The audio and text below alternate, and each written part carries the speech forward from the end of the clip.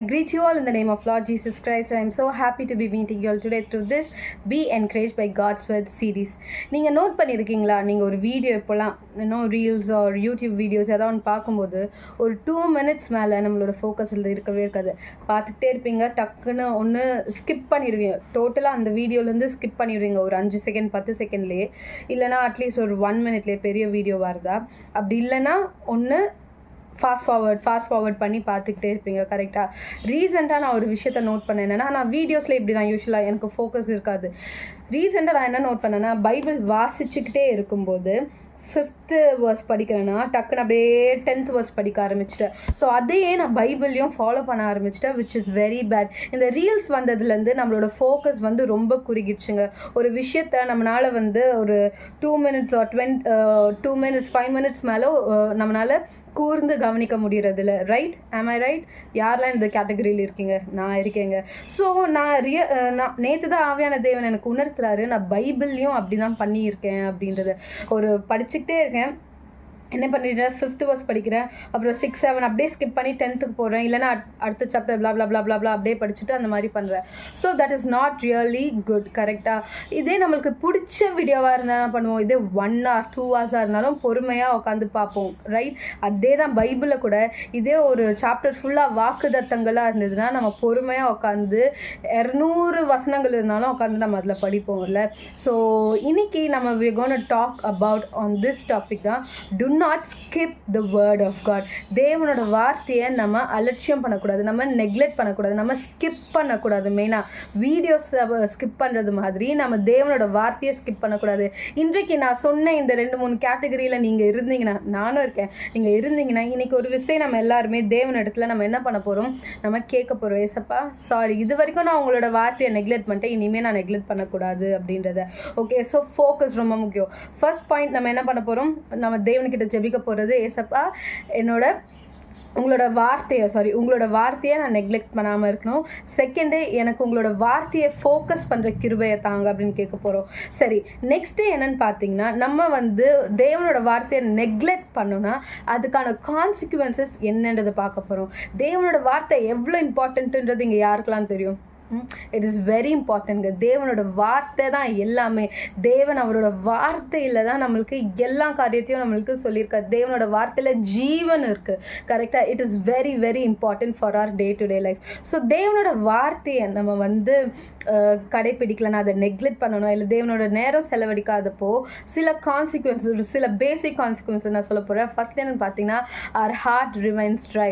நம்மளோட இருதயம் அப்படியே என்ன சொல்கிறது, ஒரு வறண்ட நிலமாகவே இருக்கும். ஏன்னா நான் சொன்னல, தேவனோட வார்த்தைக்கு ஜீவன் இருக்குது. ஸோ தேவனோட வார்த்தையை நீங்கள் பெற்றுக்கொள்ள பருகன்னு வச்சுக்கோங்களேன். the more you eat, the more you drink the word of God, the more you receive the word of God, your heart will be refreshed. உங்களோட இருதயம் அப்படியே நவமாக, அப்படியே ரொம்ப புத்துணர்வுடைய ஒரு இருதயமாக இருக்கும். இதே தேவனோட வார்த்தையை நீங்கள் வாசிக்காமல் இருந்தீங்கன்னா உங்களோட இருதயம் ட்ரையாக இருக்கும். யோசிச்சு பாருங்கள், சில டைம் உங்களோட எமோஷன்ஸ் இப்படி இருக்கும், என்னன்னே தெரியல, எனக்கு ஒரு மாதிரியா இருக்குது, சம்திங் இஸ் ஆஃப், ஏதோ சரியில்லை, ஏதோ வைப் சரியில்லை அப்படிலாம் நினச்சிக்கிட்டு இருந்தீங்கன்னா, where is the mistake is, நீங்கள் தேவனோட வார்த்தையை நீங்கள் ரிசீவ் பண்ண மாட்டீங்க. அடுத்து, தேவனோட வார்த்தையை நெக்லெக்ட் பண்ணுறதுனால, ஸ்கிப் பண்ணுறதுனால என்ன கான்சிக்வன்ஸ்னால், நம்ம டிஸோபே பண்ண ஆரம்பிச்சிடுவோம். தேவனுக்கு டிஸோபே பண்ண ஆரம்பித்தோன்னா பாவத்தை செய்ய ஆரம்பித்தோன்னா தேவனோட பிள்ளையாக நம்ம இல்லாமல் மரணத்துக்கு, அதாவது நரகத்தை நோக்கி நம்ம போக ஆரம்பிச்சிடுவோம். மூணாவது என்னன்னு பார்த்தீங்கன்னா, நம்மளுக்கு ஒழுங்கான கைடன்ஸ் இருக்காதுங்க.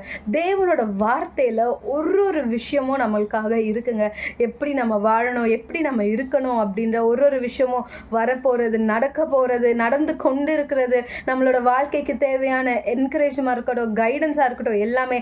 ஒரு வசனம் இருக்குல்ல, your word is the lamp to my feet அப்படின்ட்டு தேவனோட வார்த்தை தான் நம்மளுக்கு வெளிச்சமாக இருக்குது. ஸோ இன்றைக்கு கூட தேவனோட வார்த்தையை நம்ம நெக்லெக்ட் பண்ணும்போது, இது நான் சொல்கிறது ரொம்ப பேசிக்கான கான்சிக்வன்ஸ். ஓகே, செகண்ட்லேயே நான் எக்ஸ்ட்ரீமான கான்சிக்வன்ஸை சொல்லிட்டேன். ஸோ இன்றைக்கு நீங்கள் if you are skipping the word of God, don't do it, because the word of God has life. தேவனோட வார்த்தைக்கு ஜீவன் இருக்குது. அந்த ஜீவனுள்ள வார்த்தையை நீங்கள் வெறுத்து தள்ளிட்டீங்கன்னா, இல்லை நெக்லெக்ட் பண்ணிட்டீங்கன்னா, அலட்சியப்படுத்திட்டீங்கன்னா, ஸ்கிப் பண்ணிட்டீங்கன்னா, வீடியோஸை பண்ணுற மாதிரி மாதிரி நம்மளோட வாழ்க்கை மரணத்தை நோக்கி தாங்க போகும். ஓகே, ஸோ இன்றைக்கு கூட நம்ம ஒரு வசனத்தை வாசிப்போம். 2 Timothy chapter 3 16-17. 2 திமோத்தேயு 3ஆம் அதிகாரம் 16-17 வரைக்கும்.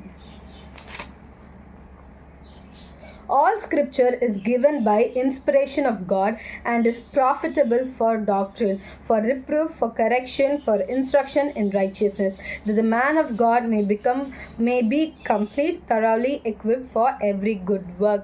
தமிழ்ல வாசிக்கலாம். 2 திமோத்தேயு 3ஆம் அதிகாரம் 16-17 வரைக்கும்.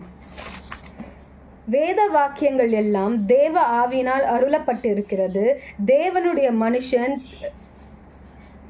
தேறினவனாகவும் எந்த நற்கிரியைகளும் செய்ய தகுதி உள்ளவனாகவும் இருக்கும்படியாக அவைகள் உபதேசத்துக்கும் கடிந்து கொள்ளுதலுக்கும் சீர்திருத்துதலுக்கும் நீதியை படிப்பிக்குதலுக்கும் பிரயோஜனம் உள்ளவைகளாய் இருக்கிறது. ஸோ தேவனோட வார்த்தை என்னவா இருக்கு? தேவ வாக்கியங்கள் எல்லாம் தேவ ஆவியினால். ஸோ தேவ வார்த்தைகள் எல்லாமே தேவ ஆவியினால், by the Holy Spirit. Yes, எழுதினது ஒரு மனுஷன் தான். பைபிளில் அந்த ஒரு வார்த்தைகளை எழுதினது ஒரு மனுஷன் தான். பட் அந்த மனுஷனுக்கு போதித்தது சொன்னது எல்லாமே யார்? Holy Spirit. So through the inspiration, through the leading of the Holy Spirit. So நம்ம வாசிக்கிற ஒரு வார்த்தையும் வேதத்தில் தேவனோட வார்த்தைங்க. இப்போ நம்ம வாட்ஸ்அப்பில் ஒருத்தவங்க கிட்டேருந்து மெசேஜ் வரப்போ எனக்கு கிரேஸ் மெசேஜ் பண்ணியிருக்காங்க, எனக்கு அக்ஷய் மெசேஜ் பண்ணியிருக்காங்கன்றது மாதிரி தேவ வார்த்தைன்றது நம்மளுக்கு டைரெக்டாக ஆண்டவர் நமக்குள்ளே பேசுகிறாரு. Is messaging us, is talking to us, is chatting with us, is comforting us. என்றைக்கெல்லாம் நீங்கள் துவண்டு போயிருக்கிற நேரத்தில் எனக்கு யாராவது மெசேஜ் பண்ண மாட்டாங்களான்னு நீங்கள் வாட்ஸ்அப்போ இன்ஸ்டாவோ தேடி போகும்போது தேவனோட வார்த்தை அங்கே இருக்கு. அது நம்மளுக்கு என்ன எதுக்கெல்லாம் தேவனோட வார்த்தை பயன்படுதுன்னு நீங்க சொல்லியிருக்கல. உபதேசத்துக்கும் கடிந்து கொள்ளுதலுக்கும் சீர்திருத்துதலுக்கும் நீதியை படிப்புக்குதலுக்கும். ஓகே, எல்லாத்திற்குமே தேவனோட வார்த்தை இருக்குங்க. ஸோ இன்றைக்கு do not skip the word of God like you do the videos. தேவனோட வார்த்தையை அலட்சியம் பண்ணாதீங்க, அசட்டை பண்ணாதீங்க. தேவனோட வார்த்தையில எல்லாமே இருக்கு. நம்ம இன்னைக்கு உங்களோட வாழ்க்கை ட்ரையா போகுது, ஒரு மாதிரி போகுது அப்படின்னா ஏன்னா ஜீவனோட வார்த்தையை நீங்க பெற்றுக்கொள்ளாம இருக்கீங்க. ஜீவனோட வார்த்தையை பெற்றுக்கொள்ளாம இருந்தீங்கன்னா உங்களோட வாழ்க்கை அப்படிதான் ரொம்ப ஒரு பாஸ்ல இருக்கிற மாதிரி இருக்கும். But when you start reading this words of life, you will receive life and your heart, you will be energized, you will be renewed, you will be refreshed. புத்துணர்ச்சி அடைவீங்க. ஓகே, வாங்க நம்ம எல்லாரும் இப்போ ஜெபிக்கலாம். அப்பா, உமக்கு கோடான கோடி ஸ்தோத்திரம். அப்பா, உங்களுடைய வார்த்தையை எங்களுக்கு கொடுத்திருக்கிற கிருபைக்காக நன்றி. எந்த நேரமும் ராஜா உங்க வார்த்தையை விட்டு நாங்கள் பின் போகாதபடிக்கு, உங்க வார்த்தையை விட்டு விலகாதபடிக்கு எங்களை காத்துக்கொள்ளுங்க. இதுவரை உங்களோட வார்த்தையை நாங்கள் ஸ்கிப் பண்ணிட்டோம், அலட்சியம் பண்ணிட்டோம். அதுக்கு எங்களை மன்னிச்சிருங்க ராஜா. இயேசுவின் நாமத்தினால் ஜெபிக்கிறேன் ஜீவனில் நல்ல பிதாவே. ஆமீன். ஆமீன். God bless you. Have a great day. தேவனோட வார்த்தையை என்னைக்குமே ஸ்கிப் பண்ணாதீங்க.